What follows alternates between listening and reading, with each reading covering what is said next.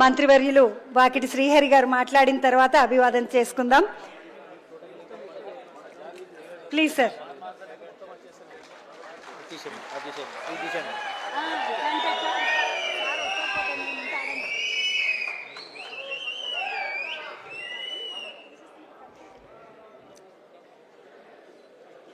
సభ అధ్యక్షులు నా సోదరుడు బొర్రా జ్ఞానేశ్వర్ ముదిరాజు గారు, ముదిరాజులకే సమైక్యాంధ్రం ఉన్నప్పుడు ముదిరాజుల పేరును ఒక ఊవెత్తున బయటికి తీసుకొచ్చి మేము ఉన్నామని చూయించిన మా అన్న కాసాని జ్ఞానేశ్వర్ గారు, అంతే ఎత్తున ప్రభుత్వం ఎంటబడ్డా కూడా నా ముదిరాజులు నా ఎంట ఉంటే ఖచ్చితంగా గెలుస్తా అని చెప్పి గెలిచి చూపించినటువంటి ఈటెల రాజేంద్రన్న గారు. నిజమేనా? మీ వల్ల మీకు తెలియదు. అదే మాదిరిగా మాజీ శాసనసభ్యులు ఆకుల రాజేంద్రన్న గారు, అన్న చొప్పరి శంకర్ గారు, తమ్ముడు కాసాని వీరేష్ గారు, మా అన్న జిల్లా అధ్యక్షులు సంజీవ్ ముదిరాజన్న గారు, తమ్ముడు రోహిత్ గారు, మహేష్ కుమార్ గారు, అడ్వకేట్ పాండు గారు, ఉప్పరి నారాయణ పెదమనిషి గారు, కార్పొరేటర్ హిమ గారు, ఇంకా వేదిక మీద ఉన్న పెద్దలు, తెలంగాణ రాష్ట్రం నలుమూలకెంచి విచ్చేసినటువంటి ప్రజాక్షేత్రంలో సర్పంచ్ పాత్ర, సర్పంచ్ గెలుపు ఏ విధంగా ఉంటుందో నేను అనుకుంటున్నా. నాకంటే ఎక్కువ ఎవరికి తెలియదు.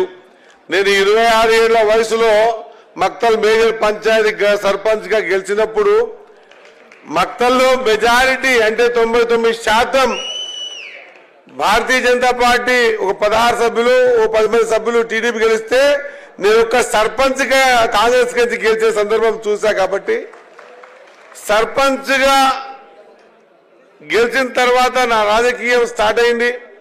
నేను అనుకుంటా ఉన్నా ఈరోజు ఈ వేదిక ద్వారా ఈడ కూర్చున్నా ఈరోజు గెలిచి వచ్చిన సర్పంచుల్లో రేపు 28లో ఆ తర్వాత ఎంతో మంది ఎమ్మెల్యేలు ఎంపీలుగా గెలిచి మీరు ఈ స్థాయికి రావాలని, మీరు ఈ వేదిక మీదకి వచ్చి రాబోయే తరానికి కూడా మెసేజ్ ఇచ్చే విధంగా ఉండాలని, దానికి సర్పంచే బునాది కావాలని, సర్పంచే బునాది అవుతుందని. ఎందుకంటే సర్పంచ్ అనేది గుర్తు లేకుండా, పార్టీ గుర్తు లేకుండా, మనిషి వ్యక్తిత్వం మీద, ఆయన ఆలోచన విధానం పట్ల, ఆయన క్యారెక్టర్ పట్ల వేసే ఓటు ద్వారా గెలిచొచ్చేటోడే సర్పంచ్. కాబట్టి ఆ సర్పంచులు భవిష్యత్తులో మంచి బునాది వేసుకోవాలని మనస్ఫూర్తిగా నేను కోరుతా ఉన్నా. ఒక అరుదైన సందర్భం, ఒక విషయం చెప్పి ముగిస్తా. నేను కలగన్నా ఆ రోజు కాసాని జ్ఞానేశ్వర్ గారు 15 రోజుల్లో మీటింగ్ పెడితే అప్పుడు ఇన్నోవాలు, టాటా సుమోలు ఏం లేవు, కమాండర్ జీపులు. మేము అప్పుడప్పుడే రాజకీయాలకు వచ్చేది. నేను కానీ మా వేదిక మీద కోళ్ళంక కనిపించే కదా, మేమంతా కూడా ఎంపీటీసీగా గెలిచినాం. అది ఏమో తెలియదు బలం. కాసాని జ్ఞానేశ్వర పెట్టిండు, ముదిరాజ్ మీటింగ్ పెట్టిండు అని చెప్పేసి అంటే ఆ మక్తల్ మారుమూల కర్ణాటక బార్డర్లో ఉన్న మక్తల్ కెంచి కూడా దాదాపు 72 కమాండర్ జీప్లతోన మేము పరేడ్ గ్రౌండ్స్ వచ్చినాం. ఆ రోజు చాలా సంతోషం అనిపించింది.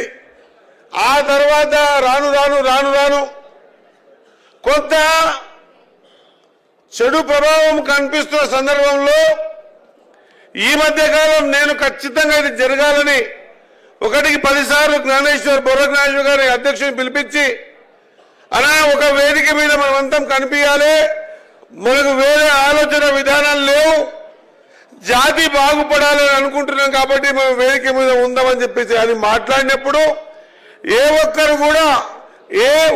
కూడా కాదనకుండా ఈరోజు ఒక సంకల్పం అనుకొని మీరు సర్పంచ్లుగా గెలిచిన శుభదినాన, శుభ సందర్భాన, ఈరోజు వైకుంఠ ఏకాదశి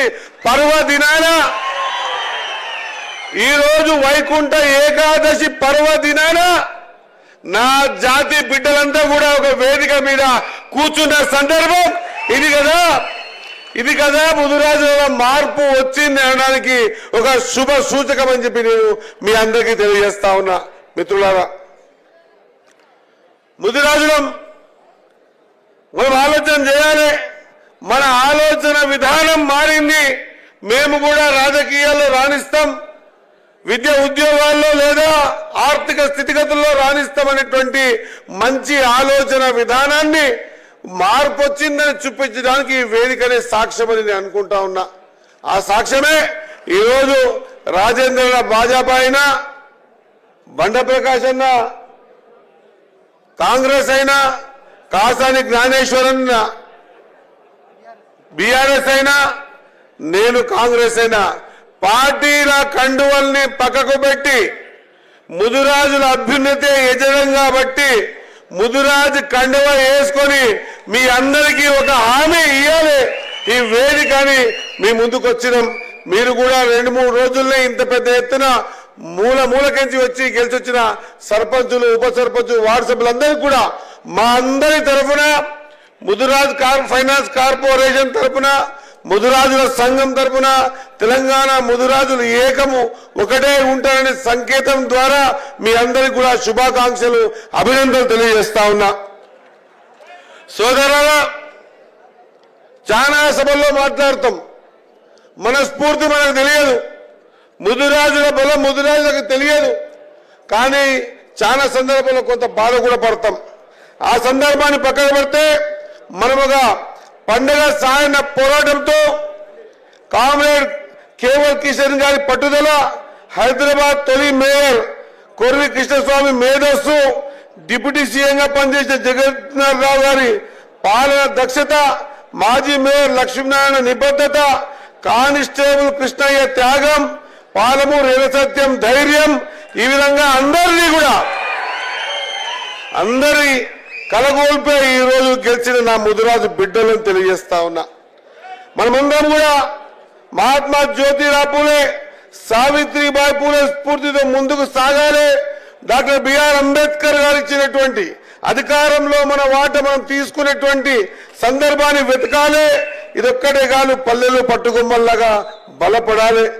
ఇంకా విషయానికి పోతే, సరే ఇది చాలా రాసుకున్నాం కానీ దీనికి కొద్దిసేపు పక్కకు పెడితే, ముదిరాజులం వాస్తవంగా కూడా వేదిక ద్వారా ఈరోజు ప్రతి ఒక్కరు అనుకుంటా ఉన్నాం, దాదాపు 14 నుంచి 1500 డాటా తీసుకున్న దాని ప్రకారంగా ఈ రాష్ట్రంలో దాదాపు 11% సర్పంచులను గెలిచినాం మనం.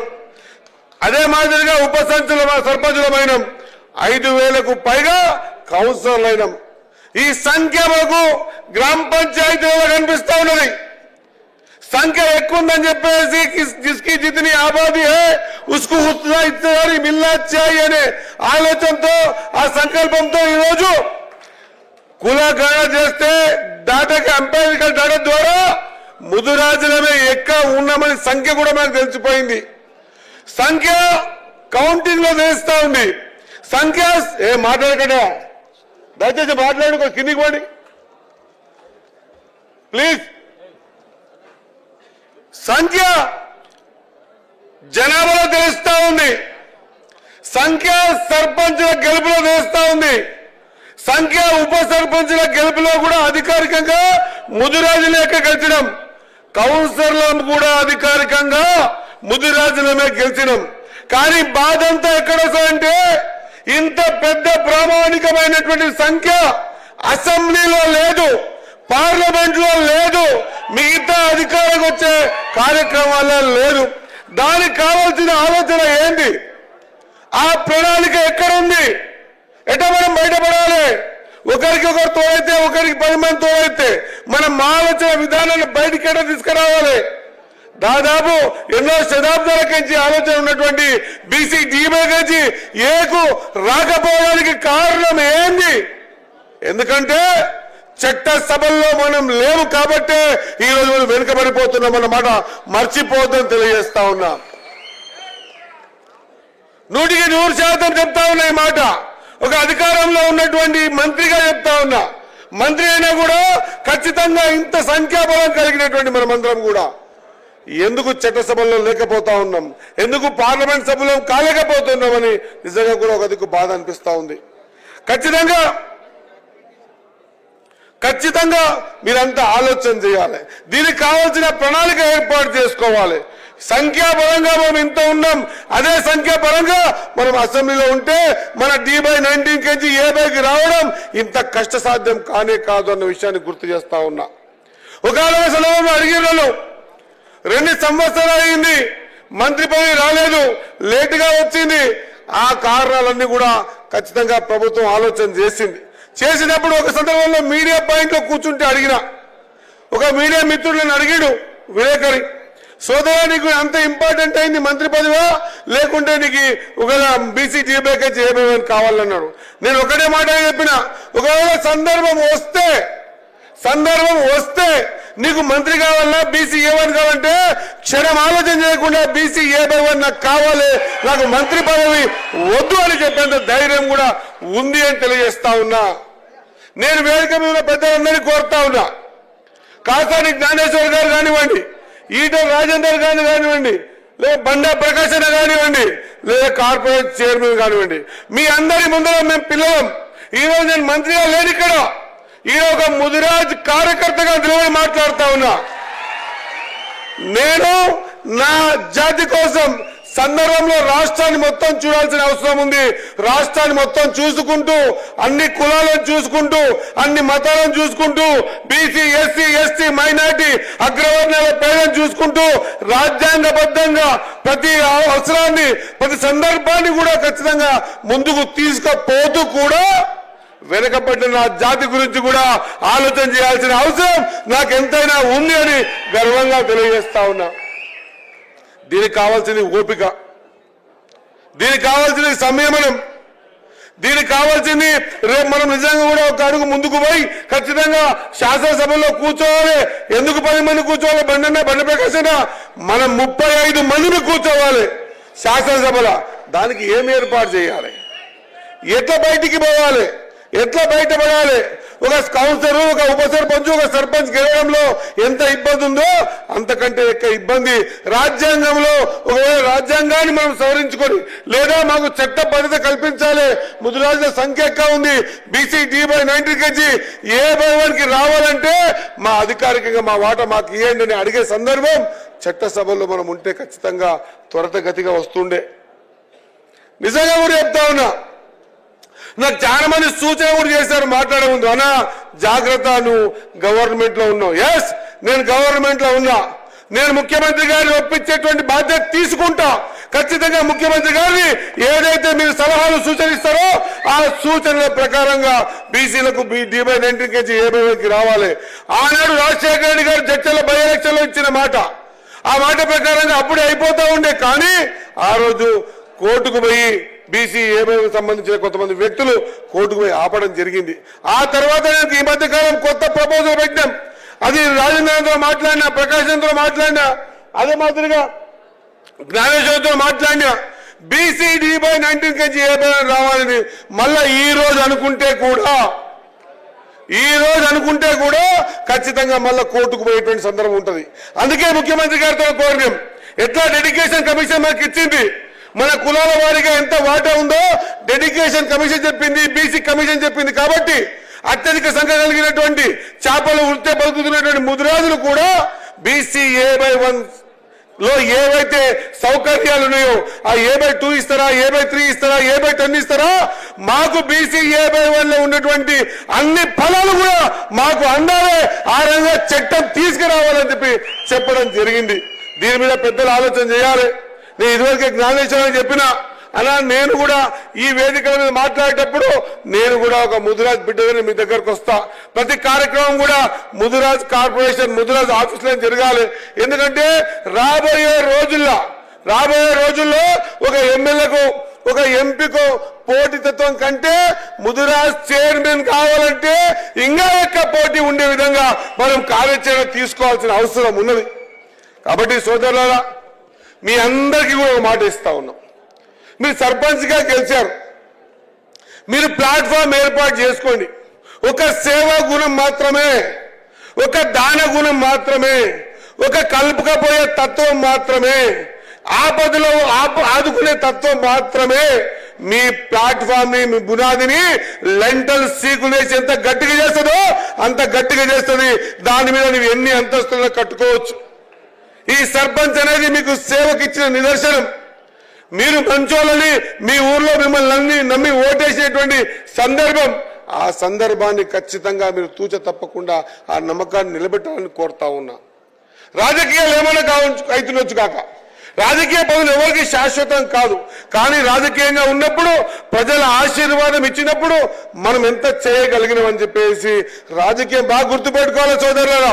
ఈ మాట పెద్దలు చెప్పాలనో వద్దో తెలియదు, కానీ రాజకీయంగా ఎన్ని సంవత్సరాలు మేము అధికారంలో ఉన్నా కూడా నీ అధికారం పోయినప్పుడు, నీ శేష జీవితంలో నువ్వు మంచం మీద కూర్చున్నప్పుడు, నీవు ప్రశాంతంగా కూర్చున్నప్పుడు, నీవు చేసిన తప్పులు ఒప్పులు నెరవేర్చుకున్నప్పుడు నీ జీవితం ప్రశాంతంగా ఉండే విధంగా నీ కార్యాచరణ జీవితంతో ఉండాలి తప్ప నిన్ను బాధ పెట్టే విధంగా ఉండకూడదు. ఎప్పుడు కూడా మన నుంచి ఎవరు ఇబ్బంది పడదు.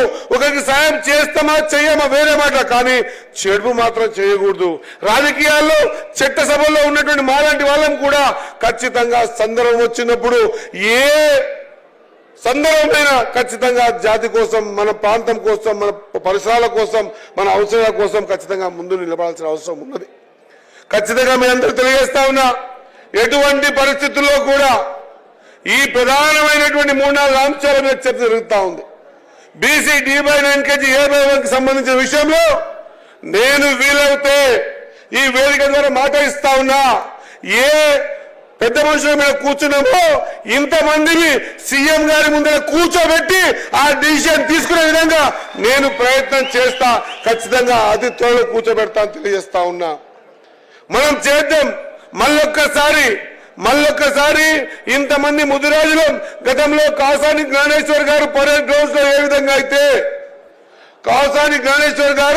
పరేడ్ గ్రౌండ్ లో ఏ విధంగా అయితే పెద్ద సంఖ్యలో మీటింగ్ పెట్టారో, మా అవసరం ఉంది, మాకు బీసీ D/9 రావాలి, అది మా హక్కు అనే విధంగా మళ్ళొక్కసారి మనం పరేడ్ గ్రౌండ్ లో కదము తొక్కుదాం. ఎట్లా రాదో బీసీ D/9 చూద్దాం. దానికి మనమంతా కంకణం బద్దులం కావాలి. ఈ రోజు 14 మంది సర్పంచ్ ఉన్నారు, రేపు కౌన్సిలర్లు, ఉప సర్పంచ్ ఉన్నారు, ఎంపీటీసీ జడ్పీటీసీలు అవుతారు. ప్రతి ఒక్కరూ బాధ్యతగా 1000 మంది ఆలోచన విధానాన్ని మార్చి మనం ఎవరితోనో పోరాటం చేయడంలే. ముదురాలు ఏకం కావాలంటే పక్క కులమంతో కొట్లాడడం కాదు. ముదురాలు ఏకం కావాలంటే మన జీవితంతో ముడిపడినటువంటి ఆర్థిక వెనుకబాటుతనంతో కొట్లాడాలి. మనం మారాలి. ఈరోజు రాజధాని అంటా ఉండే స్పీచ్ ఇంటా ఉన్న క్లియర్ గా, ఈరోజు ప్రతి ఇంట్లో చదువుకున్నాడు, ఉండాలి. రేపు ఇంట్లో అందరూ కూడా చదవాలి. చదువు మాత్రమే మన రాతని మారుస్తుంది అన్న విషయాన్ని మనం గుర్తుపెట్టుకోవాలి. మనం ఎంతసేపు ఉన్నా కూడా మన పిల్లలకు ఆస్తి ఇస్తుండొచ్చు, ప్లాట్లు ఇస్తుండొచ్చు, భూములు ఇస్తుండొచ్చు. వాడు సమర్థుడు కావాలి. వాడు సమర్థుడైతే నీవిచ్చింది కాపాడుకుంటాడు. వాడు అసమర్థుడైతే 4 నెలల ఖతం చేస్తాడు. కాబట్టి విద్య, బుద్ధి, ప్రపంచ జ్ఞానం మన పిల్లలకు మనం చేర్పాల్సిన అవసరం ఉన్నది. మేము బాధ్యత తీసుకుంటాం. నా సర్పంచులు, ఉప సర్పంచులు, వార్డు మెంబర్లతో నేను మాట్లాడిస్తా ఉన్నా. ఈరోజు ముఖ్యమంత్రి గారిని, యావత్ కేబినెట్ ని ఖచ్చితంగా ఈ విషయం మీద మాట్లాడించి ఒప్పించి ప్రభుత్వం దగ్గర, బీసీ కమిషన్ దగ్గర ఉందంటారు కదా, రేపు రాబోయే రోజుల్లో ఏ కార్యాచరణ తీసుకుంటే మనకి సాధ్యమవుతుందో ఆ కార్యాచరణ బరాబర్ ఈసారి ఈ 3 సంవత్సరాలనే బీసీ D/9 తీసుకునేటువంటి ప్రయత్నం బరాబర్ చేస్తామని తెలియజేస్తా ఉన్నా. ఇంకా మిగతా విషయాలు చాలా చెప్పిండు అన్న. మెంబర్షిప్లు కావాలి, చెరువులు, అక్కడ గోదావరి, ఇక్కడ కృష్ణమ్మ. ఒకసారి ఆలోచన చేయాలి. ముదిరాజులం పట్టుబడితే ఎట్లుంటుందో మీకు ఒక విషయం చెప్తా. బడ్జెట్ ఆర్థిక మంత్రిగా కూడా చేశారు పెద్ద ఆయన. బడ్జెట్ అలొకేషన్ మార్చుల నుంచి మార్చులు అవుతుంది. కానీ నేను మంత్రి ఆగస్టులో ఆయన ఎంబడే ఫస్ట్ మీటింగ్ లో కూర్చున్నా. అన్నా, నన్ను మంత్రి చేసినావు. 72 ఏళ్ళ ఈ స్వతంత్ర భారతదేశంలో, ఆంధ్రప్రదేశ్ లో, తెలంగాణ వచ్చిన తర్వాత చేపల కులమాన్ని మొదటిసారి చేపల మంత్రిగా చేసినామన్నా. మరి నేను మంత్రిగా అయిన తర్వాత నా కుల బంధువులందరూ కూడా ఎక్స్పెక్ట్ చేస్తారు ఏమని, మా ఓడేండు ఇంకా 4 చేపలు ఎక్కిడిస్తాడేమోని. ఇప్పుడు బడ్జెట్ ఏమో 19 కోట్లే పెడితేవి, రావాల్సిందేమో 100 కోట్లు కావాలి. 100 కోట్లు కావాలన్నా ఖచ్చితంగా బడ్జెట్ కావాలంటే మరి ఆర్థిక శాఖ మంత్రులు మీకు కూడా ఐడియా ఉంటుంది. ఆగస్టు, మే జూన్లో 123 కోట్ల బడ్జెట్ తీసుకొని ఈసారి చేపల్ని చెరువులో వదులుతా ఉన్న మాట తెలియజేస్తా ఉన్నా. మళ్ళొకసారి ఆ ఇబ్బంది రాకుండా ఏప్రిల్ మేలోనే మిగతా కార్యక్రమాలు తీసుకుంటాం. నేను ఈ వేదిక మీద పెద్ద అందరినీ కలుపుకొని పోయి నేను 10 సార్లు ఫోన్ చేసిన. మనం ఒక వేదిక మీద కల్పించాలన్నా, రేపు సర్పంచ్కి మనం మంచి మెసేజ్ ఇవ్వాలన్నా, సర్పంచులు, ఉప సర్పంచులు, కౌన్సిలర్లు మా వాళ్ళంతా ఏకంగా ఉన్నారు, మా జాతి కోసం పోరాడతారు అనేటువంటి ఒక బలమైన నినాదం తీసుకుపోయి వీళ్ళు ఊర్లో చెప్పాలంటే మనం కనిపించాలన్నా ఒక్కరు కూడా ఏమనకుండా ఆ జాతి కోసం వచ్చిన కూర్చుని అందరికీ కూడా నా ఉదయపూర్వక ధన్యవాదాలు తెలియజేస్తా ఉన్నా. సోదరులారా, బాధ్యత మాది. ఈరోజు చట్టసభల్లో ఉన్నాం. ఈరోజు బాధ్యతగా వ్యవహరిస్తాం. మన వెనుకబడ్డ జాతులల్లా, దాంట్లో మరీ ఎక్కువ వెనుకబడ్డ ముదిరాజ్ జాతులల్లా మన ఆలోచన విధానం మారాలి. మనం చదువు మారాలి. ప్రపంచాన్ని అర్థం చేసుకునే విధానం మారాలి. మీరందరూ కూడా ఖచ్చితంగా మీ పరిధిలో మీ మంచి పేరు సంపాదించుకునే ప్రయత్నం చేయండి. ఏ బాధ్యత అయితే మా మీద పెట్టారో ఆ బాధ్యతని పరిపూర్ణంగా నిర్వహిస్తామన్నమాట మరొకసారి గుర్తు చేస్తూ మీకు అందరికీ ఒక చిన్న సూచన తెలియజేస్తా. అంబేద్కర్ గారు రాసిన రాజ్యాంగంలో సర్పంచులు బాగా వినాల.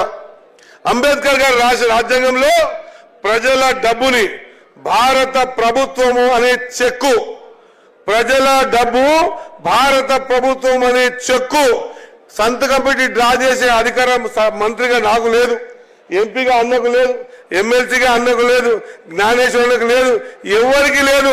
ఈ దేశంలో ప్రజల డబ్బును నేరుగా చెక్కు మీద సంతకం పెట్టి డ్రా చేసే అధికారం ఒక సర్పంచులకే ఉంది అన్న విషయాన్ని మీరు మర్చిపోవద్దు. అటువంటి మహత్తరమైనటువంటి భారత రాజ్యాంగం అనే చెక్కు మీద సంతకం పెట్టేటువంటి సందర్భం దేవుడు మీకు ఇచ్చుడు. నేను ఒక విషయం చెప్పి ముగిస్తా.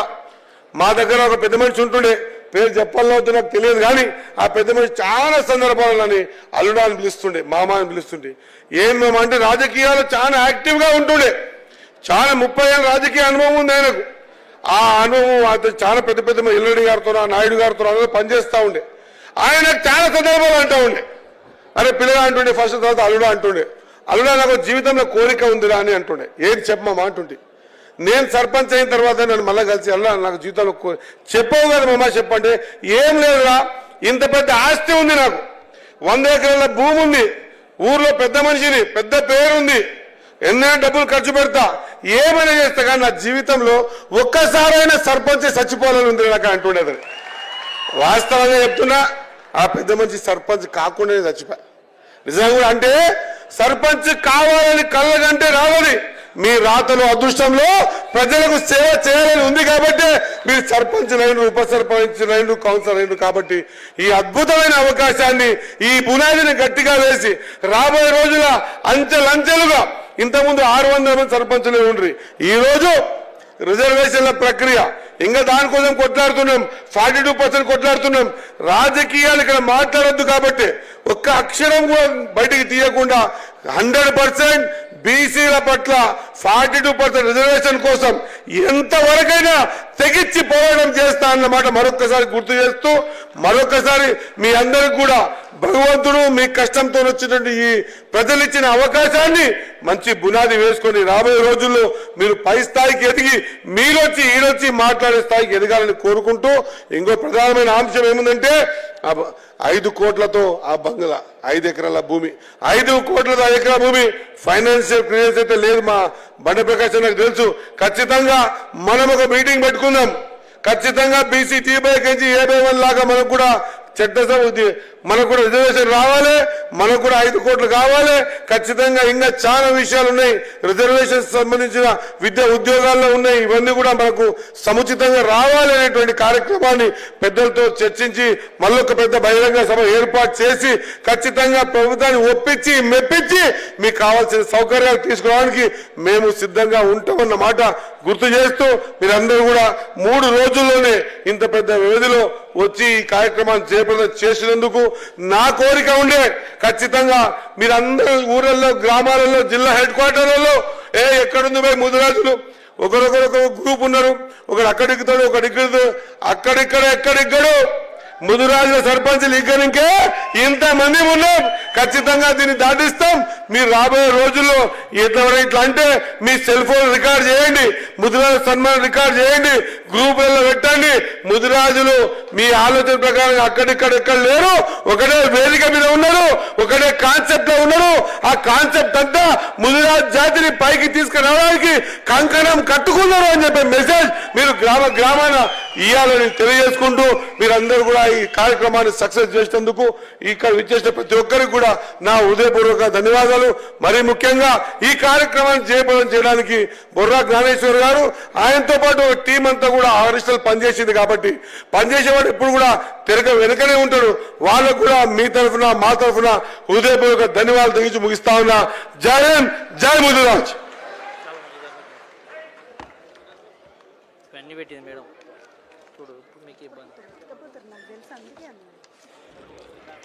Thank you so much sir. Media మిత్రుల కోసం ఒక్కసారి నాయకులందరినీ కూడా అభివాదం చేయాల్సిందిగా కోరుతున్నాను. మీడియా మిత్రుల కోసం ఒక్క అభివాదం చేయాల్సింది కోరుతున్నాను. దయచేసి వెనక ఉన్న వాళ్ళు వెనక మాత్రమే ఉండాలి, ఎవరు జాయిన్ అవ్వద్దండి. మిగతా వాళ్ళు ఎవరు జాయిన్ అవ్వద్దండి. Ready sir? మీడియా మిత్రుల కోసం ఒక్కసారి అభివాదం చేస్తున్నారు.